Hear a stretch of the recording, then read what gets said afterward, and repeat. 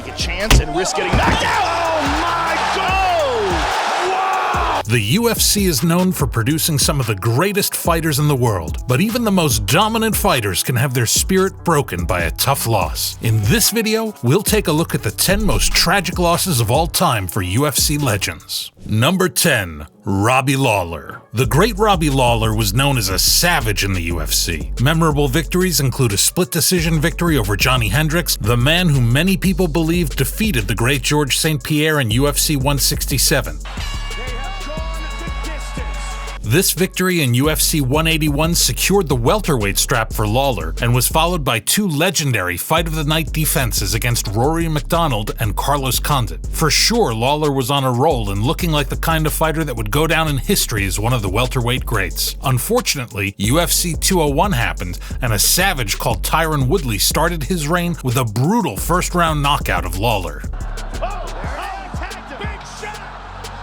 Since the defeat to Woodley, Lawler has not been the same fighter, losing 6 out of his last 8 fights by submission, decision, and technical knockout. At 40 years of age, there is not a chance this fighter will return to his former greatness. Number 9. Tyron Woodley. Woodley not only broke the spirit of Robbie Lawler, he also got a taste of his own medicine by having his spirit broken by the Nigerian nightmare Kamaru Usman in UFC 235. 45 for the winner by unanimous decision.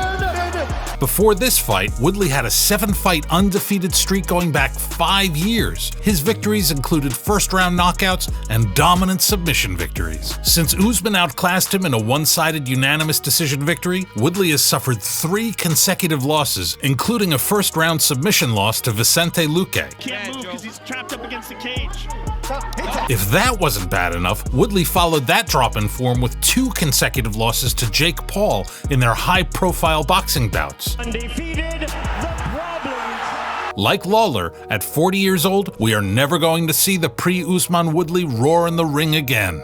Number 8. Rory MacDonald. Many people remember UFC 189. With the Conor McGregor hype train on full display against Chad Mendes, the event was always destined to be high profile and one for the history books. No one expected that the co-main event would dominate discussion post-event. Rory MacDonald and Robbie Lawler met for the second time in this event. In their first fight, MacDonald lost to Lawler in a close split decision 3-rounder. The rematch saw a level of sustained ferocity that earned this bout the coveted title of Fight of the Year 2015. By both Sherdog and MMA Fighting. Lawler went on to defend his title against Carlos Condit. Unbelievable guts shown by both fighters. That's it. And it's all. Whereas MacDonald suffered another loss against Stephen Thompson before leaving the UFC and joining Bellator. In Bellator, the fighter initially found success by winning the Bellator welterweight belt against Douglas Lima in Bellator 192. But losses to Dutch fighter Gegard Mousasi and to Douglas Lima in their Bellator 232 rematch forced MacDonald to leave Bellator for the PFL, where he accumulated an underwhelming 2-4 record. MacDonald has since retired, never finding the form he once had before the war of UFC 189. Number 7. Conor McGregor. The moment when Conor McGregor lost his mojo is a contentious point among MMA fans worldwide. Was it the record-breaking boxing bout against Floyd Mayweather? No. Many people consider that a 10-round moral victory for McGregor. Was it the 4-round loss to Khabib Nurmagomedov? Again, no. The sting of the loss was diluted by the post-fight controversy around the riot that erupted. For us, the permanent damage was done by Dustin the Diamond Poirier in UFC 264.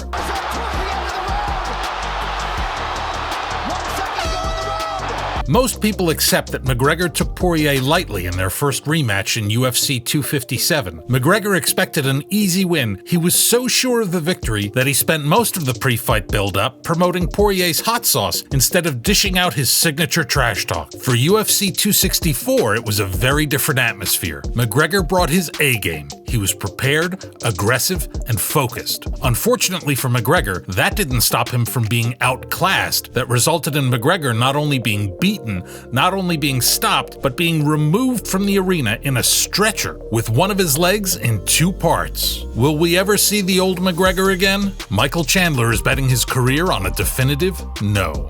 Number 6. Ronda Rousey. The first women's bantamweight champion in the UFC, the Ronda Rousey dominance in her first 12 fights is comparable only to a prime Mike Tyson. In fact, only one of the 12 made it past the first round. And you wonder why she was the biggest star in the sport? So you can imagine that when Holly Holm was matched against Ronda in UFC 193, nobody gave her much of a shot. It was going to be business as usual, right? Wrong. Holly outboxed and outclassed Ronda and put her out of her misery in stunning fashion with a scintillating second-round head kick. Sure, Ronda did fight again against Amanda Nunes in UFC 207, but she was a shadow of her former self, and that fight didn't even make it past the first round. The Holly Holm fight was the one that broke her spirit and took her soul, and she has never fought in the UFC since. Number 5. Darren Till. At one point considered Britain's most exciting and promising prospect since Michael Bisping, Darren Till accumulated a record of 17 wins and 1 draw in his mixed martial arts career, including a 6-fight undefeated run in the UFC. Till lost to Tyron Woodley via submission in UFC 228. Out. And that is a nasty Darce choke there, ladies and gentlemen. Look how tight that is. I mean, he is squeezing him in there. In a bout that was for the welterweight title, but for us here at Brute Force MMA, that was not the fight that did the damage. Sure, Till was disappointed with the result against Woodley, but it was the next fight against Jorge Gamebred Masvidal that broke this fighter's spirit. Against Masvidal in UFC Fight Night Till vs. Masvidal, Darren Till was not only knocked out for the very first time in his career, but he was knocked out in front of his home crowd in London, England. How do we know this fight affected Till? Well, he left the division after the fight and went up to middleweight, where his fights resulted in 1 win and then 3 straight losses. A huge drop in form from the man who at one point had 18 straight fights without a single loss. At 30 years old, Darren Till is still a young athlete, but our bet is we'll never again see that striker that captured the imaginations of MMA fans worldwide. Number 4. BJ Penn. BJ Penn was never a fighter with a perfect record. Many of his fights resulted in losses, especially in the early days as he was learning his trade. However, up until his 2 2010 fights with Frankie Edgar, he had some impressive results, including a win to Matt Serra, a win over one of the legendary Gracies, Renzo Gracie, and 1 very close split decision loss to the great George St. Pierre. Unfortunately, this dangerous fighter was never the same after his 10 rounds against Frankie Edgar in UFC 112 and UFC 118. Both fights went the distance, and both fights were lost by Penn. After UFC 118, Penn would move from welterweight and then to featherweight and finally to lightweight, never finding any success and accumulating an embarrassing record of 1 win, 1 draw, and 7 consecutive losses. One of which was again to Frankie Edgar, just to rub some salt in the wound. Penn has since retired, so for sure, we will never again see the fighter that caused GSP so much trouble. Number 3. Cody Garbrandt. In UFC 217, Cody No Love Garbrandt was knocked out cold by TJ Dillashaw in just 2 rounds. Before the high-profile New York bout, Garbrandt was the bantamweight's answer to Mike Tyson. 11 straight wins, 9 knockouts, and only 2 fights going the distance. Perhaps his career high point was a 5-round victory against the legendary Dominic Cruz in UFC 207, in which Garbrandt walked away with the bantamweight belt. The damage that was done to Garbrandt's confidence as a result of UFC 217 is obvious when you consider that the rematch with Dillashaw in UFC 227 didn't even make it past the first round. Since that second loss to Dillashaw, Garbrandt has been knocked out 2 more times in the UFC. In UFC 235 against Pedro Munoz, and in UFC 269 against Kai Kara France. When the spirit is broken, every aspect of the fighter's game suffers. It's hard to imagine this former champion getting back to his best. Number 2. Tony Ferguson. At one point, Tony Ferguson was not only one of the hottest prospects in the lightweight division, but also considered by many to be a contender for the pound-for-pound best fighter in the world. Ferguson, nicknamed El Cucuy, had won 12 fights in a row in the UFC before his 2020 matchup with Justin Gaethje in UFC 249. Incredible to think he had gone 12 straight fights without a shot at the title, and we thought Leon Edwards' 10-fight undefeated streak before his title fight with Kamaru Usman was bad. Tony Ferguson should have had a title fight with Khabib, but the fight was postponed on 5 different occasions due to injuries and a host of other reasons. Ferguson was outclassed and brutalized by Justin Gaethje in their UFC 249 matchup. After that fight, the once unbeatable Ferguson suffered another 4 straight losses. Tony Ferguson was truly one of the great UFC lightweights, but Justin Gaethje and Father Time put an end to his career